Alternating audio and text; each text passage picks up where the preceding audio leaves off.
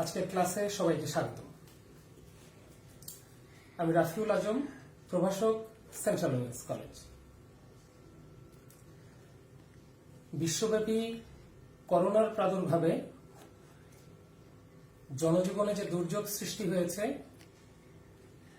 এই দুর্যোগে আমাদের শিক্ষা জীবনও চরমভাবে ব্যাহত হচ্ছে। গণপ্রজাতন্ত্রী বাংলাদেশ সরকার এই ক্ষতি পুষিয়ে নেওয়ার জন্য অনলাইনে শিক্ষা কার্যক্রম পরিচালনার নির্দেশ প্রদান করেছে। এই নির্দেশে সাড়া দিয়ে সেন্ট্রাল উইমেন্স কলেজ অনলাইনে শিক্ষা কার্যক্রম চালু করেছে। শ্রেণীকক্ষে ক্লাস আর অনলাইন ক্লাসে অবশ্যই কিছুটা পার্থক্য আছে, এখানে রেসপন্সের সুযোগ নেই। তারপরেও প্রাণপ্রিয় শিক্ষার্থীরা, তোমাদের বলছি, কোনো প্রশ্ন যদি জানার থাকে তোমরা অবশ্যই কমেন্টে এটা লিখে দিবে। আমি পরবর্তী ক্লাসে সে সম্পর্কে আলোকপাত করার চেষ্টা করব। আমাদের আজকের ক্লাস ইসলামের ইতিহাস ও সংস্কৃতি। আমরা আজকে পড়ব প্রথম পত্রের প্রথম অধ্যায়, প্রাক ইসলামী আরব। আমাদের আজকের পাঠ প্রাচীন মিশরীয় সভ্যতা। এই পাঠ শেষে তোমরা জানতে পারবে, তোমরা মিশরীয় সভ্যতার অবস্থান বর্ণনা করতে পারবে, পিরামিড, মমি এবং স্ফিংস সম্পর্কে তোমরা বর্ণনা করতে পারবে এবং বিশ্ব সভ্যতায় মিশরীয়দের অবদান বিশ্লেষণ করতে পারবে। মিশরীয় সভ্যতা কি, কিভাবে এবং কোথায় গড়ে উঠেছিল? মিশরীয় সভ্যতা মূলত প্রাচীন সভ্যতাসমূহের মাঝে কৃষিভিত্তিক একটি সভ্যতা। প্রাচীনকালে নীল নদকে কেন্দ্র করে এই সভ্যতার বিকাশ সাধন হয়। প্রতি বছর নীল নদে বর্ষায় এর 2 কূল প্লাবিত হতো এবং এই প্লাবনের মাত্রা দৈর্ঘ্যে প্রায় 600 মাইল এবং প্রস্থে প্রায় 10 মাইল এলাকা ব্যাপী ছড়িয়ে পড়ে। এই বিশাল ভূমি নীল নদের প্লাবনে উর্বর হয়ে উঠত এবং এই উর্বর ভূমিকে কেন্দ্র করে মিশর একটি সমৃদ্ধশালী দেশে পরিণত হয়। মিশরের এই সমৃদ্ধি দেখে এবং এই সমৃদ্ধির পেছনে নীল নদের অবদানকে বর্ণনা করতে গিয়ে ইতিহাসের জনক হেরোডোটাস মিশরকে নীল নদের দান হিসেবে অবহিত করেছেন।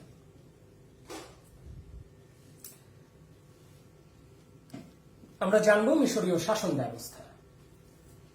প্রাচীন মিশরে যারা শাসন কার্য পরিচালনা করতেন বা শাসন ব্যবস্থার প্রধান হিসেবে দায়িত্ব পালন করতেন তাদের বলা হতো ফারাও। ফারাও বা ফেরাউনরা নিজেদের দাবি করতেন সূর্য দেবতার বংশধর হিসেবে। এই ফারাও শব্দের উৎপত্তি ঘটেছিল পের অ শব্দ থেকে, যার অর্থ রাজকীয় বাড়ি বা বড় বাড়ি।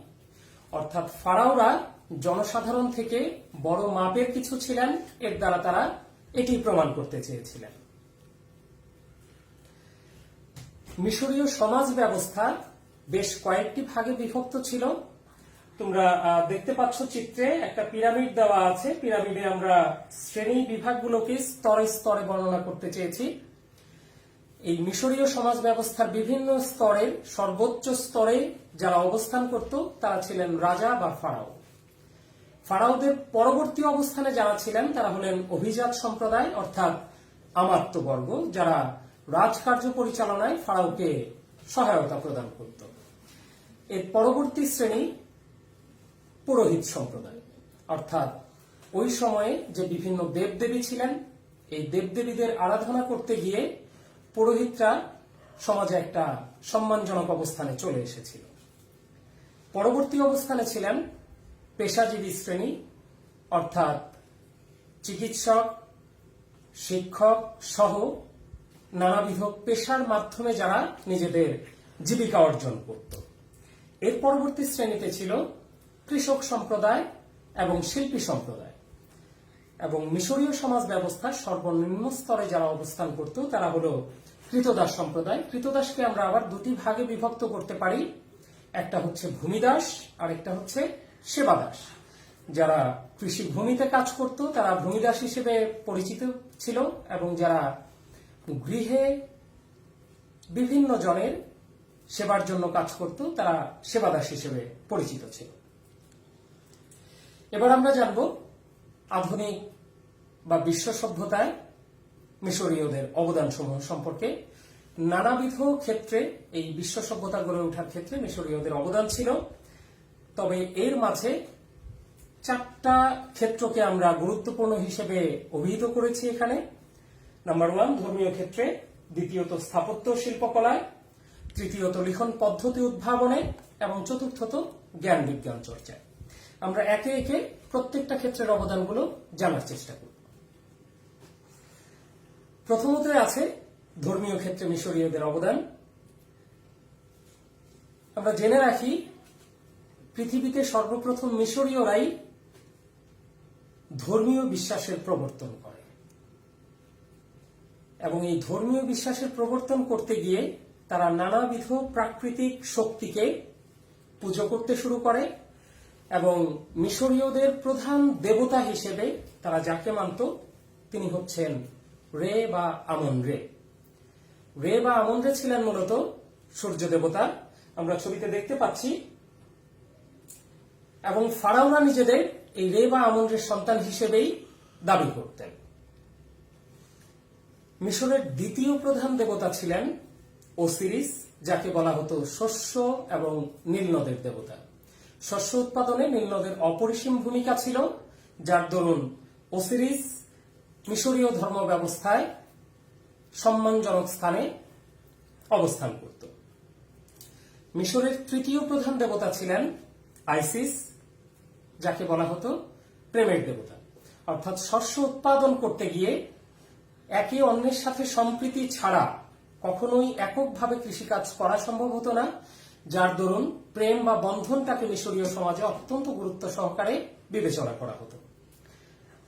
মিশরীয়রা ধর্মীয়ভাবে পুনর্জীবনে বিশ্বাসী ছিল, অর্থাৎ তারা বিশ্বাস করত যে মৃত্যুর পরেও দেহে আবার আত্মা ফেরত আসবেন এবং মানুষ আবার পুনরুজ্জীবিত হবে।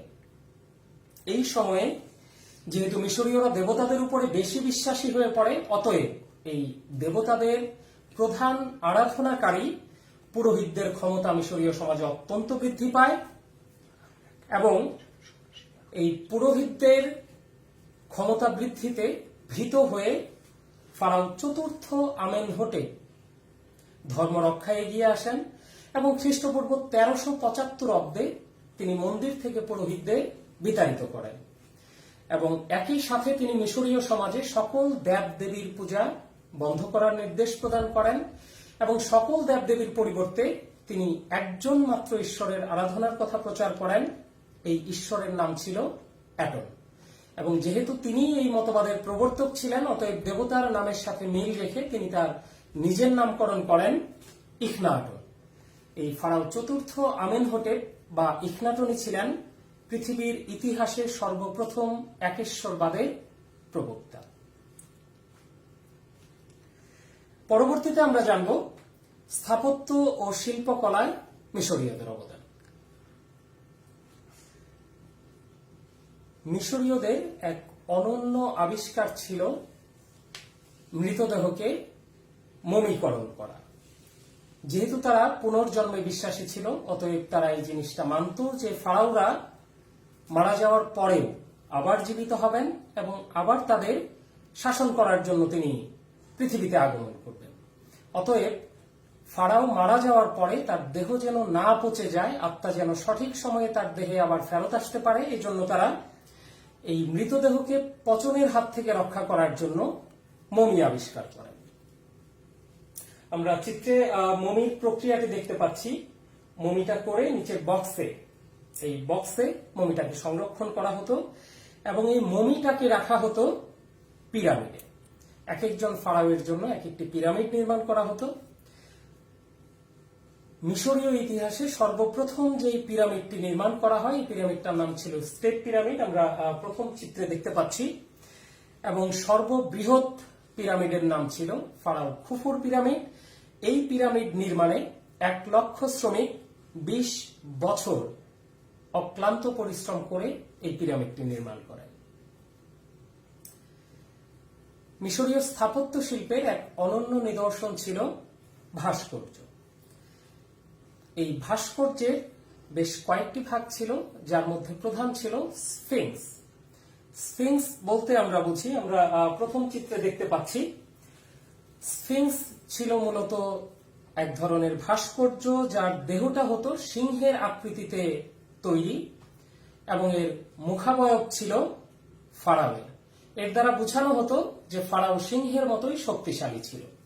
এছাড়াও তারা পোর্ট্রেট বা প্রতিকৃতি নির্মাণেও দক্ষতার পরিচয় দিয়েছে এবং ভাস্কর্য শিল্পে তাদের অনবদ্য দুটি নির্মাণ হল ফারাও ইখনাটনের মূর্তি এবং রানী নেফারতিতির মূর্তি। পরবর্তীতে আমরা লিখন পদ্ধতিতে মিশরীয়দের অবদান আলোচনা করব। বিশ্বের ইতিহাসে মিশরীয়রাই সর্বপ্রথম লিখন পদ্ধতি আবিষ্কার করে। তাদের আবিষ্কৃত এই লিখন তিনটা পর্যায় বা তিনটা প্রকারে বিভক্ত করা হয়েছিল: হায়ারোগ্লিফিক, হিরাটিক এবং ডেমোটিক। আমরা চিত্রে তিন ধরনের লিপি দেখতে পাচ্ছি। এর মাঝে সবচেয়ে বেশি বিশ্ব সভ্যতার বিকাশে বা লিখন পদ্ধতির বিকাশে যে পদ্ধতিটি সবচেয়ে বেশি কার্যকরী ভূমিকা পালন করে এটি হচ্ছে হায়ারোগ্লিফিক। হায়ারোগ্লিফিক অর্থ পবিত্র লিপি। মিশরীয়রা পিরামিডের দেয়ালে, ধর্ম মন্দিরের গায়ে বা বিভিন্ন ধর্মীয় উপদেশ লিখে রাখতে এই লিপি ব্যবহার করত বিধায় একে পবিত্র লিপি হিসেবে আখ্যায়িত করা হয়। হায়ারোগ্লিফিকে সর্বমোট 750টি চিহ্ন ছিল। এটি মূলত চিত্রভিত্তিক একটি লিখন পদ্ধতি। আমরা চিত্রে দেখতে পাচ্ছি বর্তমান ইংলিশ বর্ণের সাথে হায়ারোগ্লিফিকের একটা মিল দেখানো হয়েছে। জ্ঞান বিজ্ঞান চর্চায় মিশরীয়দের অবদান আধুনিক বিশ্ব কখনোই অস্বীকার করতে পারবে না। আধুনিক বিশ্ব বিনির্মাণে মিশরীয়দের এই অবদান চিরভাস্বর হয়ে থাকবে। মিশরীয়রাই সর্বপ্রথম নল খাগড়ার দ্বারা কাগজ তৈরির পদ্ধতি উদ্ভাবন করে। হায়ারোগ্লিফিক লিখতে গিয়ে তারা প্রথমে কাদামাটি ব্যবহারের একটা চিন্তা করেছিল, কিন্তু পরবর্তীতে তারা দেখলো যে এটা সংরক্ষণ অত্যন্ত কষ্টসাধ্য। অতএব ওই সময়ে নীল নদের তীরে যে নলখাগড়া জন্মাতো, এই নলখাগড়াগুলোকে তারা সংরক্ষণ করে পরবর্তীতে প্রসেসিং এর মাধ্যমে তারা প্যাপিরাস নামক এক ধরনের কাগজ তৈরি করে এবং এই প্যাপিরাস কাগজেই তারা হায়ারোগ্লিফিক গুলো লিখে রোল তৈরির মাধ্যমে সংরক্ষণ করত। সাহিত্য ক্ষেত্রেও মিশরীয়দের অবদান অনস্বীকার্য। মিশরীয় সাহিত্যে উল্লেখযোগ্য দুটি নিদর্শন হল মেমফিস ড্রামা ও রয়্যাল সান হিম। এছাড়াও মিশরীয়রাই সর্বপ্রথম জ্যামিতি ও অঙ্কশাস্ত্রের উদ্ভাবন করে। যোগ, বিয়োগ, গুণ, ভাগ এবং দশমিক পদ্ধতির প্রচলনও মিশরীয়রাই করে। এছাড়াও চিকিৎসা ক্ষেত্রে হৃদরোগ, চক্ষু এবং প্লীহা রোগের চিকিৎসা পদ্ধতি সর্বপ্রথম মিশরীয়রাই আবিষ্কার করে। এই পাঠ শেষে তোমরা বাড়িতে অবসরই আছো মোটামুটি। তোমরা বাড়িতে যে দুটি কাজ করবে আধুনিক সভ্যতার বিকাশে প্রাচীন মিশরীয় সভ্যতার ভূমিকা মূল্যায়ন করবে ধারাবাহিকভাবে এবং প্রাচীন মিশরীয় ধর্মীয় বিশ্বাসের সাথে ইসলামের কোন কোন বিষয়ের মিল লক্ষ্য করা যায় এটা লিপিবদ্ধ করবে। এক্ষেত্রে তোমরা যে গ্রন্থটির সহায়তা নিবে, ইসলামের ইতিহাস ও সংস্কৃতি প্রথম পত্র, রাফিউল আজম, মাদার্স পাবলিকেশনস। ধন্যবাদ। ভালো থাকবে সবাই, সুস্থ থাকবে, নিরাপদ থাকবে এবং পরিবারের সকলকে নিরাপদ থাকার জন্য তোমরা অবশ্যই পরামর্শ দিবে, কারণ এই দুর্যোগের সময়ে আমরা অবশ্যই ঘর থেকে বাইরে বের হব না।